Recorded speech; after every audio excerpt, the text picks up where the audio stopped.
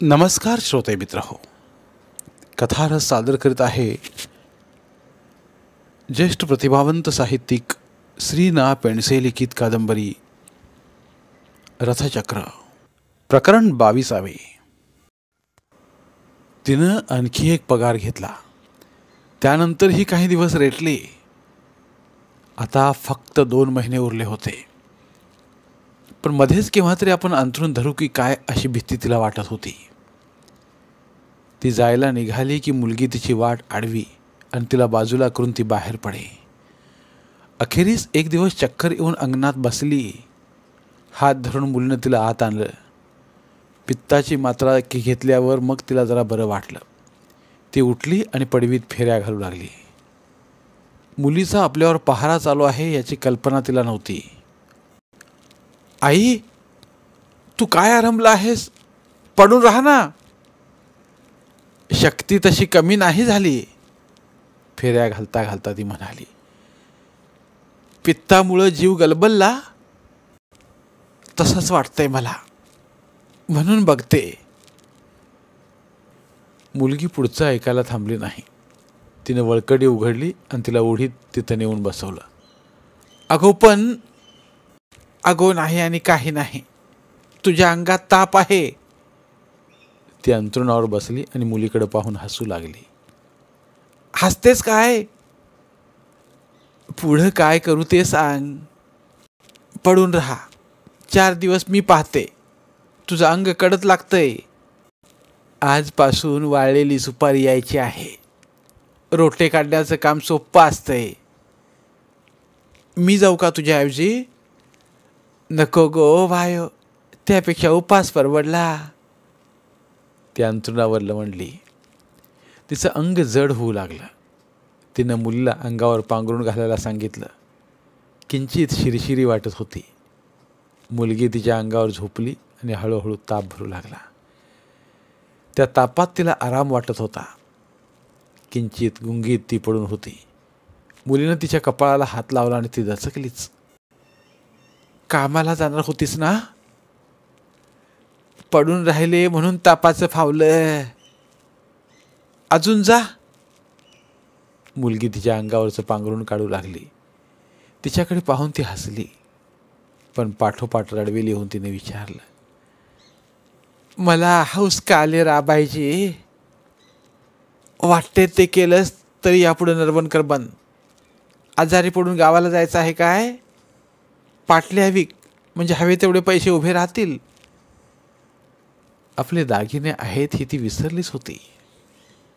पांघरुणातल्या पांघरुणात तिनं पाटल्या चाचपल्या. त्यांच्या वजनाचा अंदाज घेतला आणि तिला जरा धीर आला. डोळे मिटता मिटता तिचं पादुकांकडे लक्ष गेलं. ही खरी पुण्य आहे. तुझ्या वडिलांना काही आहे काळजी? पादुकाकडे बोट दाखवीत ती बोलली. मुलगी बावचळून तिच्याकडे पाहू लागली. तिनं जीभ चावली आणि कन्ह्याचा बहाणा करून डोळे मिटून घेतले. पाटल्या विकायचं तिच्या जीवावर आलं होतं. तिची म्हणता येईल अशी तेवढीच मालमत्ता जगात होती. ती तालुक्याला आली तेव्हा अंगावरचं सोनं हा तिचा मोठा आधार होता. पण ते विकण्याचा विचारसुद्धा तिनं कधी डोक्यात आणला नाही. कोणी नाही तरी लखनौचा दीर प्रसंगाला हात देईल असं ती गृहीत धरून चालली होती. प्रसंग येऊन ठेपला तेव्हा आश्रय घ्यावा असा कुठलाच आसरा उरलेला नाही हे तिला कळून चुकलं. 2 दिवसांपूर्वी तापात फक्त ती एकच विचार करत होती, लखनौला पत्र पाठवावं की पाटल्या विकाव्यात. अखेरीस तिनं पाटल्या विकायचं ठरवलं. पाटल्या काढून लहान मुलासारखी ती बोटावर फिरवीत राहिली. आपण दागिने विकले हे ती कोणाला कळवणार नव्हती. घरी कळलं तर थोरलीसुद्धा आपली गय करणार नाही. पण ओक्या मनगटांकडे तिचं लक्ष गेलं. मिशा भादरल्यावर चेहरा दिसावा तशी ती दिसत होती. तिला सुद्धा त्यांच्याकडे बघवत नव्हतं. तिनं पाटल्या पुन्हा हातात घातल्या आणि मागे सारीत ती घराबाहेर पडली. तिला आठवलं, 1.5 वर्षांपूर्वी सगळे दागिने जायचेच होते. इतके दिवस आपल्याला ते वापरायला मिळाले हेच फार झालं. पाटल्या काढताना तिचे हात थरथरत होते. इतका वेळ तिने केलेली मनाची तयारी कोसळली. कापऱ्या हाताने तो डाग तिनं सोनाराच्या हातात दिला. चष्म्याच्या वरच्या फटीतून तो तिच्याकडे पाहत होता. 40 वर्षांची म्हातारी नजर त्यानं एकदा डागावर टाकली आणि तो पुन्हा तिच्याकडे पाहू लागला. त्याला काहीतरी संशय येत आहे हे तिनं ताडलं. माझ्याच आहेत, ती भीत भीत पुटफुटली. त्यानं डाग आत नेले. पाटल्या विकण्याचा धक्का आता ओसरत होता. त्याचे कमीत कमी पैसे किती येतील आणि त्यातून घर खर्चाला काही उरतील का याचा विचार ती करत होती. आणखी 25 रुपये मिळाले तर तिचं काम भागणार होतं. दोन्ही पाटल्या मोडायची काय गरज आहे? गरजेपुरतं सोनं काढून पुन्हा होते तसे डाग करावेत. काढलेल्या सोन्याऐवजी मेसळ घातली तर पाटल्यांचं वजनसुद्धा बदलणार नाही. इतके दिवस ही कल्पना आपल्याला का सुचली नाही याचं ती आश्चर्य करीत राहिली. सोनार पाटल्या घेऊन बाहेर आला तेव्हा ती विचार करायची थांबली.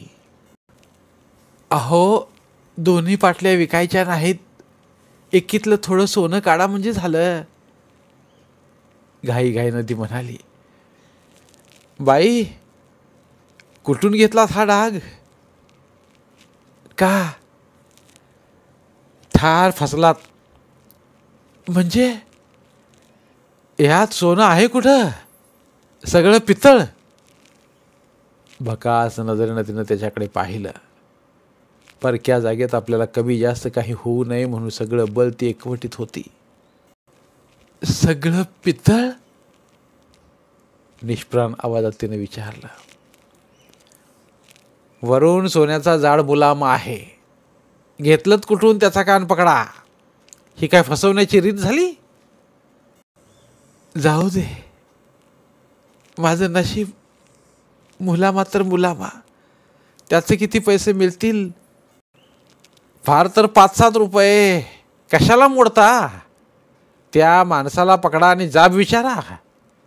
धंद्याचं नाव खराब करतात हे लोक. दोन्ही पाटल्यांचे? हो ना. जरा वेळ रेंगाळत ती उभी राहिली. पाटल्या हातात खुपसल्या आणि पदराखाली दडलेलं मंगळसूत्र बाहेर काढून सोनारा पुढं धरलं. ह्या मंगळसूत्राच्या वाट्या पहा हो. ह्याच्यात पण रांडेच्याने पितळ घातली की काय? सोनारानं चमकून तिच्याकडे पाहिलं. या बाईला वेळाचा झटका तर आला नाही. त्याच्या उत्तराची वाट पाहती थांबली नाही. बेभान अवस्थेत ती घरी यायला निघाली. तिच्या आयुष्यातील सगळे योग विचित्र होते. तिचं लग्न हुंड्यावरून मोडायला आलं होतं. 800 रुपयावरून दीर रेसभर ही मागं यायला तयार नव्हते. तो आकडा ऐकून तिचा बाप हबकला. लग्न मोडावं तर पुन्हा केव्हा जमेल ह्याची शाश्वती नव्हती. मेहुण्याला घेऊन तो एका कोपऱ्यात गेला. त्यानं 300 रुपये द्यायचं कबूल केलं आणि लग्न ठरलं. सुनमुखाच्या वेळी ती दागिन्यांनी मढवून निघाली. बाप शांत झाला. हुंडा दिल्यासारखे मुलीच्या अंगावर दागिने पडले ह्या समाधानातच लग्नाचं वराड गेलं. दुसऱ्या दिवशी जावांनी आपापले दागिने परत घेतले. त्याचं तिला आश्चर्य वाटलं नाही. ठुशीच्या आतली घामट बाजू तिनं पाहिली तेव्हाच ही कल्पना तिनं केली. सत्तेचे असे किती दागिने अंगावर राहतात तेवढंच तिला पाहायचं होतं. ते सुद्धा असे निघाले. 20 वर्षांनी ह्या लोकांचं पित्तळ असं उघडं पडत होतं.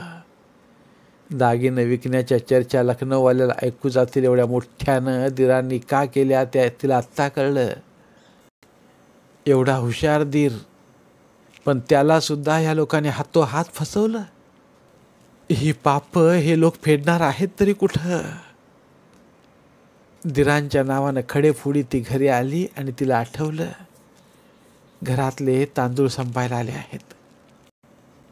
तिला विचार पडला, आणखी काही दिवसांनी आपण खाणार आहोत काय?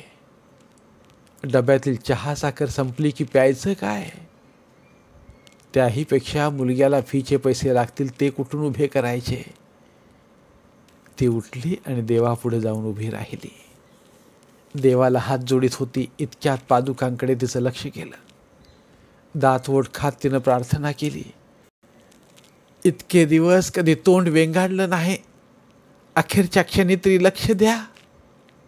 माझंच एकटीचं काम नाही, डोंबलाची तपश्चर्या करतायत. चांदीच्या बैठकीसकट तिनं त्या उचलल्या आणि हापटून खाली ठेवल्या. त्यांच्या वरच्या 2-3 अक्षता घरगळत तिच्या पायावर पडल्या. अचानक तिच्या डोक्यात कल्पना आली, ह्या पादुका विकल्या तर? 10 रुपयांच्याही त्या पादुका नव्हत्या, पण विकृतीच्या झटक्यात त्याचे किती पैसे येतील ह्याचं तिला महत्त्व नव्हतं. त्या नुसत्या विकण्यानंच तिला आनंद होणार होता. त्या उचलण्याकरता तिनं हात वर केले. एवढ्यात मुलगा आला. तिनं हात तसेच वर नेऊन जोडले आणि डोळे मिटले. परीक्षेच्या फीचं काय झालं तिला कळलं नाही. फॉर्म गेला एवढं समजलं. अधिक चौकशी तिनं केली नाही. आता फक्त 2 महिने उरले होते. तेवढे निघाले की ती सुटणार होती. पण तेच कसे काढायचे हा प्रश्न होता. तांदूळ काढताना रोज ती डब्यात हात खडबडवी आणि अंदाज घे. आणखी 8 दिवसांनी घरातले तांदूळ संपणार हे कळलं तेव्हा तिनं धावाधावीला सुरुवात केली. परमेश्वर आपला अंत पाहतो पण अंत करीत नाही, अशी श्रद्धा तिच्या मनात निर्माण झाली होती. तांदूळ संपायची वेळ आली तरी ती निर्धास्त होती. तेवढाच प्रसंग आला तर आपल्याला काय करता येईल ह्याचा विचार ती करू लागली आणि गावात झोळी फिरवण्याची कल्पना तिच्या डोक्यात आली. ती चक्क झोळी घेऊन फिरणार होती. गावात चर्चा होईल. 2 दिवस चर्चा करतील, कदाचित करणारही नाहीत. ती काही दाराशी उभी राहून भीक मागणार नव्हती. झोळी ओच्यात लपून गुपचूप स्वयंपाकघर गाठायचं आणि भांडभर तांदूळ मागायचं. घरोघर फिरायची सुद्धा तिला कदाचित वेळ आली नसती. मौनी बुवाची बायको तांदूळ जमवते हे कळताच एकटी माळवाली सगळं तांदूळ घरपोच करील. होय, नरवणकराकडे नोकरी करताना गावातल्या चर्चेची तिनं धास्तीच घेतली, पण कोणी काही बोललं नाही. लोकांना आपण वाजवीपेक्षा भीतो असं तिला वाटलं. कोणी बोलो न बोलो झोळी घेऊन फिरायचं. घराण्याच्या अब्रूचं काय, हाच प्रश्न घरच्यापैकी कोणीतरी विचारावा अशी तिची इच्छा होती.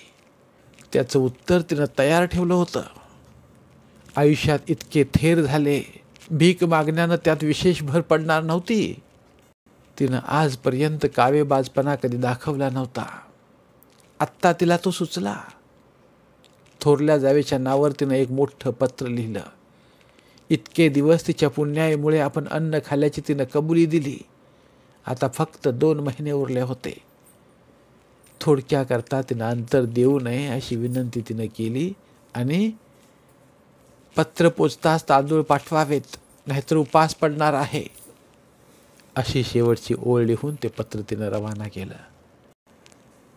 ते पत्र तिनं चिडून लिहिलं, पण त्यातून काहीतरी निष्पन्न होईल अशी आशा तिला वाटू लागली. कुठून तरी आयत्या वेळी आपली सोय होणार असंच ती समजत होती. भरतीची वेळ झाली की घरच्या निरोपाची वाट पाहत बसावं असं गेले 4 दिवस तिनं आरंभलं होतं.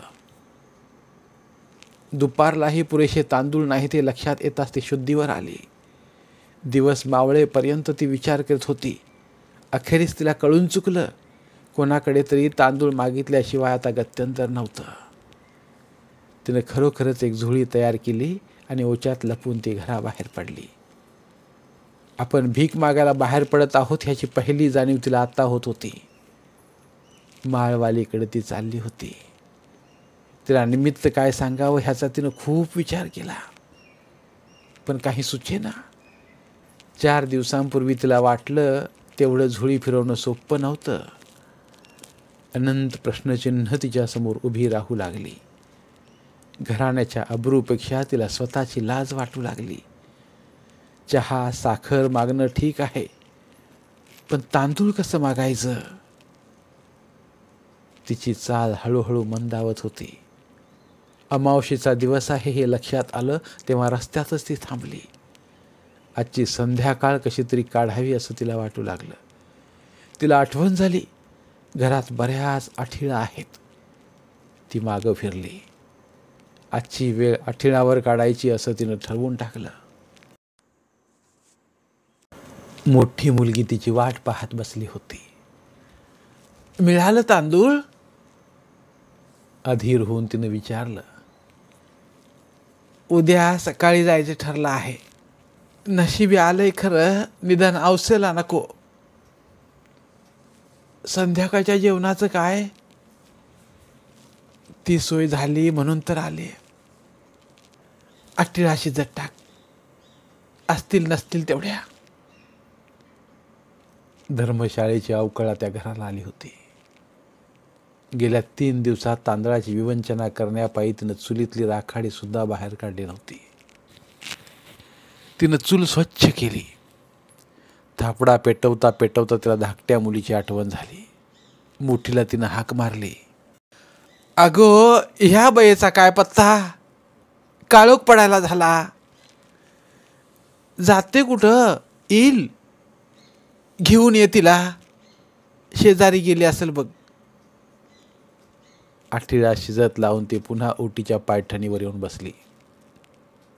मळलेली चिरगुटं कपडे यांचं निरीक्षण ती करीत होती. त्या गलिच्छपणाला गरिबी ही काय सबब नव्हती. कोणी प्रतिष्ठित माणूस इथं आलं तर म्हणेल काय? सकाळी सगळे कपडे धुवायला काढायचे असं ती ठरवीत होती. एवढ्यात मोठी मुलगी आली. कुठे आहे गो? जांभळीच्या झाडाखाली बसली. म्हणजे काय? हलकटच आहे. असा राग आला, दात पाडावं असं वाटलं. असं बोलून कसं चालेल? तुझी लहान बहीण आहे ना? आपण चोरून खातो आणि तिला अर्धपोटी ठेवतो असं म्हणत होती. ही लहान मुलीची का अक्कल? तिचा हात धरून आण, थोबाडली पाहिजेत. मी मुळीच जाणार नाही. दिवा लाव, मी जाऊन येते. ती बाहेर पडली आणि जांभळीच्या झाडाशी गेली. तिला पाहताच मुलीनं तोंड फिरवलं. जवळ जाऊन तिनं तिच्या पाठीवर हात फिरवला. घरी चल पाहू. तिचा हात धरून ती उठवू लागली. एक हिसडा देऊन मुलीनं आपला हात सोडवून घेतला. रात्रभर इथंच बसायचं आहे का? काळोख बघ पडायला लागलाय.